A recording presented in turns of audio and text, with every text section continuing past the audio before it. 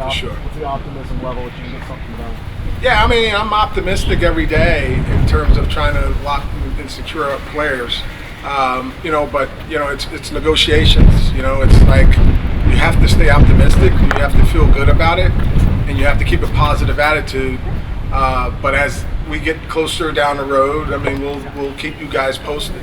On your to-do list, where are those two things stacked up?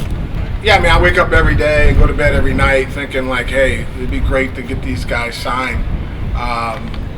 So on the to-do list, it's priority.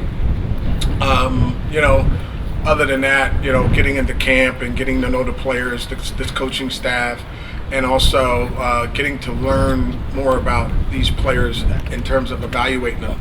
That would be up at the top as well. How special is to see a number of key veterans, if you want to call Jerry that, the second year, with a number of position players that are here already, here a week early? Look, I think guys know how it is to get ready. These guys are all veteran guys. They've been doing this probably since they were 17. It's more detailed right now in terms of workouts. But I love to see when guys get into camp early. I think that says a lot. And then there's some guys that have really good facilities that don't get here as early, but it doesn't mean they're not working. But I do love to see guys get in early. I mean, I tried to get in early myself as early as I could. Dana, is there anyone that you know of that will not report on time? So we got Centron, the hitting coach, he's got to go through a medical procedure, and we're on hold right now for them. But he's going to be fine, for the season. Then we had Rafael Montero, that was getting held up for some visa issues, and and then of course, Jaden Murray. There was a situation with the flight yesterday. I think he gets in today, but that's just a mild delay where I think the connection or something like that. Will Central be in camp at some point? Oh yeah, he should be in camp. I mean, it's a normal mild medical procedure. I don't want to get into it, but he's fine. I don't think there's going to be any issues.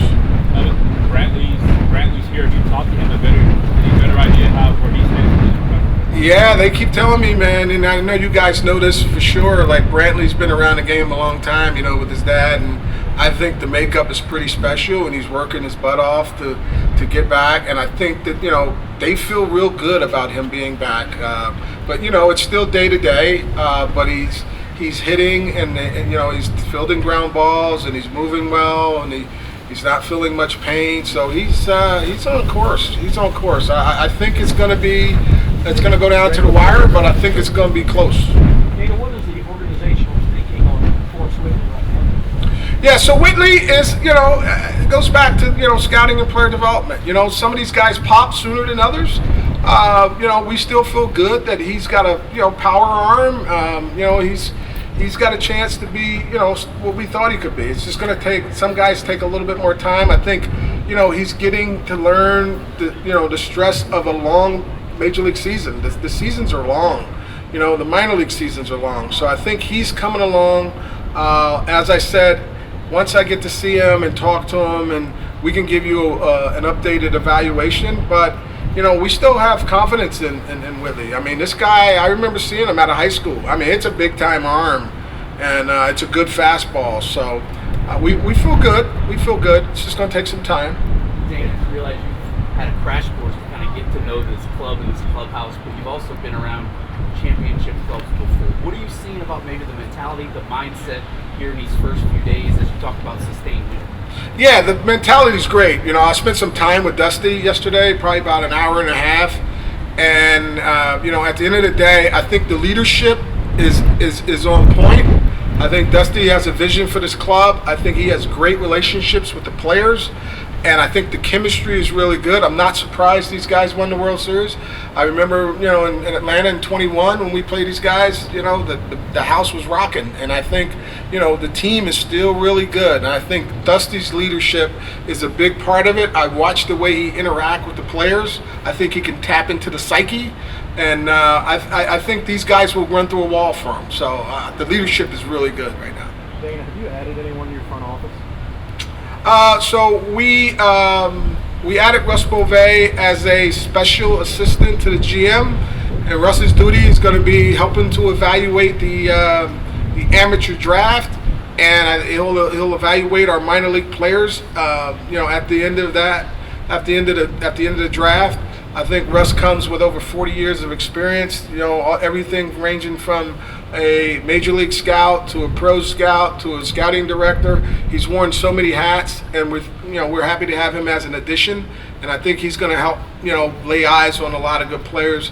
And we could put the pieces together with the scouting reports, the analytic, and our front office clearinghouse will work through all the data and all the information. Going along with that, you talk a lot about the amateur draft. I guess what have your conversations been like with Chris Gross, who currently runs the amateur draft, and kind of what are your thoughts and kind of how you guys can work together? Yeah, great question. So I spent last night, yesterday, going to see two players. At the end of the day, it was Chris and I. We had some good conversations along with Russ Beauvais, Charlie Gonzalez.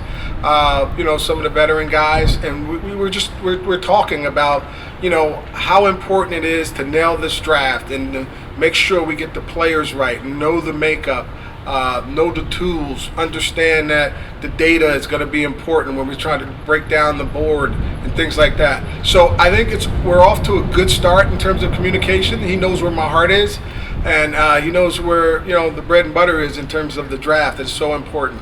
Dana, you told the media at that luncheon that one of your goals is to get Bregman and Altuve taken care of beyond when their contract expires 2024. Anything new there you can share? Well, not. There's nothing new on that front. With Bregman and Altuve, I just made it clear to them. And then there's some communication with Scott Boras. Because he has both players. That hey, you know what? These guys should retire here. They should be Houston's for life, man. Because we think and value their abilities. We think Altuve has still got some gas in the tank. And of course, he's still pretty good. So. We're trying to sustain the winning, and it's just gonna some guys we're gonna get done sooner, and then some guys we're gonna have to wait. But we are constantly in communication to try to make sure that we get these players secured. You guys went to arbitration with Tucker, and those hearings can sometimes create some hard feelings. I guess in your experience, how do those impact contract negotiations, if at all, with extensions when you go to a hearing and things happen like that? Yeah, I mean, I think Andrew Ball did a good job of preparing himself for the Kyle Tucker thing, but at the end of the day, I talked to Casey Close yesterday, and we're very we're in communication. There's no hard feelings.